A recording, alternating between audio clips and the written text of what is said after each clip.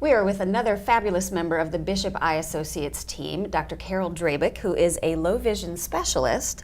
And if you would, tell our viewers a little bit about what low vision is and who is at risk for it and how it sort of happens. Low vision by definition is anyone who experiences a loss of vision, typically less than 20/70, which is the legal limit for driving, or perhaps a loss of peripheral vision or field of vision down to as much as 20 degrees, which would be essentially a field of about this much. The type of individual that would experience low vision would be anyone, the top three would be macular degeneration, diabetes, diabetic retinopathy, and glaucoma. We also see patients who've had strokes that have lost vision, and there's a myriad of other conditions that can affect the vision permanently and render someone having difficulty with their visual function. Tell us a little bit about being a specialist in low vision. Well, for me, I have, of course, a degree as a doctor of optometry, and I have a degree in optics. I then went on to specialize in low vision at an externship site, which is part of the training as an optometrist, but you can choose various specialties. So I had an interest in low vision, and I was trained at a practice that saw patients in the Philadelphia area, both at Wills Eye Hospital at their low vision service, as well as their private practice at Lankenau Hospital. And then I was fortunate to be hired by that practice afterwards and continued to practice there for some 10 years before moving out of the area. And what sort of drew you to low vision? Well, like many starry-eyed young girls, I initially wanted to be a veterinarian. And I have an undergraduate degree in animal science from the University of Vermont. As you can probably tell, I'm not from these parts. And I don't know if anyone is, really. We're all transplants. While doing a research project undergrad, I did a project on the equine or horse eye, and that actually got me interested in visual science. And then later on decided that veterinary medicine wasn't for me, and that's But papers are. Yes. What is some of the therapy that is used for low vision? Well, in anyone that's lost some of their vision, the aim of low vision therapy is to try to make the most of the residual remaining vision. You, in most cases, can't bring back vision that's been lost, right, but you can help train or enable someone to make better use of their remaining vision. And it's typically a very goal-oriented, task-oriented approach where you identify specific things that the individual is struggling with, and then try to use either types of low vision devices, magnifiers and what have you, to get them to be able to restore some of their function, if not their vision, so that they can accomplish some of these tasks that they can't do or struggle with. Can you give us some specific examples of how you improve visual function in someone with low vision? Absolutely. The predominant type of problem that I see related to macular degeneration and diabetic retinopathy is a loss of central vision, and that's the vision that we use to discern details, to see someone's face, to read print, to drive. So individuals that are struggling with that often respond very well to some form of magnification. And there's a whole host of different magnification devices, each one suited slightly better for different activities. It can be a special magnifying lens mounted in glasses. It could be a handheld magnifying device for quick spotting and reading price tags and whatnot.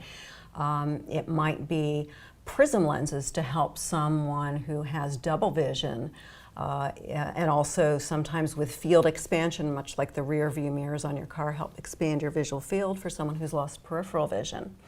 Also with peripheral vision loss, which we often see with glaucoma and stroke, the main issue is navigating through space. These people have a very restricted field of vision, and if you can imagine taking the roll of a paper towel, the cardboard roll, and holding that up and looking through it and blocking off the rest of your vision and trying to walk through your house. Oh my word. You suddenly realize how important that peripheral vision is, and when you lose it, it's very difficult. So oftentimes mobility training and occupational training, Wow. which is not something I get into that extensively, but I can refer patients for that so that they can better navigate through space.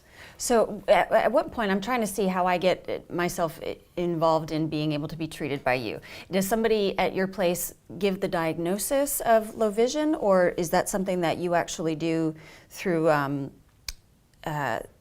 seeing someone? Well, the majority of my patients are referred to me by either their retinal specialist. They've already Gotcha. had their condition diagnosed. Gotcha. They're undergoing medical treatment, and they report to the doctor, even despite the medical treatment, that they're having issues or difficulty, and then that physician will refer them to me. Okay. Occasionally, I'll have someone self-refer. If that happens, we first would need to do a comprehensive eye exam, dilate the patient, make sure that whatever their condition is being adequately managed, and if they need medical treatment, to make sure that they go on to receive that medical treatment first before we just try to rehabilitate it or better use the vision that they have left. We talked a little bit earlier about sort of how quickly one's eyesight can degenerate. Is low vision something that can sort of happen overnight and you just find out that that's what's going on, or? It can. For the most part, these conditions are kind of slow and sometimes in the beginning stages insidious. So having an annual eye exam is always a good idea to Yeah. surveil for these conditions, Yeah. hopefully catch them in the early stages, treat them to minimize the amount of progression and minimize the amount of low vision. So if I discovered that I have low vision, or that's the diagnosis, can you walk me through sort of what happens next? So an individual that has a visual disorder that has affected their vision, they struggle every minute of the day trying to do the things that you and I take for granted. I can't imagine. They can't see their wristwatch. They can't pick up the newspaper. They often can't hop into the car and go to the store. Their lives are profoundly affected. And so when they come to see me, one of the things I need to do first is interview them to determine exactly Where they're at. what they're having difficulty with. We try to isolate their top 3 goals or tasks that they would like to concentrate on first. So we Like can sort of that they haven't been able to do, or? Exactly, yes. Wow. So if it's an individual that was an avid reader and Yeah. now they're no longer able to read, that's a huge loss for them. So we would concentrate initially on aids or devices that would help restore their reading vision. If they are unable to drive, then we would not always can we improve the vision enough to be able to get someone able to drive, but sometimes I can find a glasses prescription that we were not able to determine with the use of conventional methods by using low vision methods to better determine a glasses prescription that actually can give them back some of their distance vision. Wow. So that's kind of the approach that we use, a problem-oriented approach. And sometimes it requires a couple of visits. Sure. We work on their top 3 goals or concerns first, and then give them a chance to use the aids that are prescribed, and then they come back for follow-ups to see if there's anything more they need help with or they can So do. they can completely go to you for solution-oriented visual situations here, like how to get their lives back in a way. Yes, hopefully. That's what we shoot for. That's huge. And then we also have a wonderful service here in South Carolina, the South Carolina Commission for the Blind. And that patients who are eligible, you have to be a resident of South Carolina, you have to have a confirmed loss of vision or at least a condition that could render you blind. You don't have to be blind or legally blind to be eligible for those services.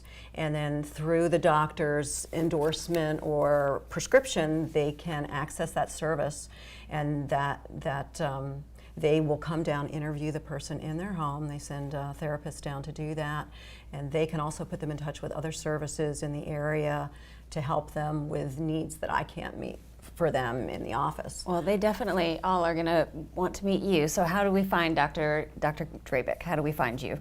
Well, you can find us on the web at bishopeye.com, and also we have an office in both Sun City or in New River, as well as on Hilton Head Island, and they can call us 208-3937.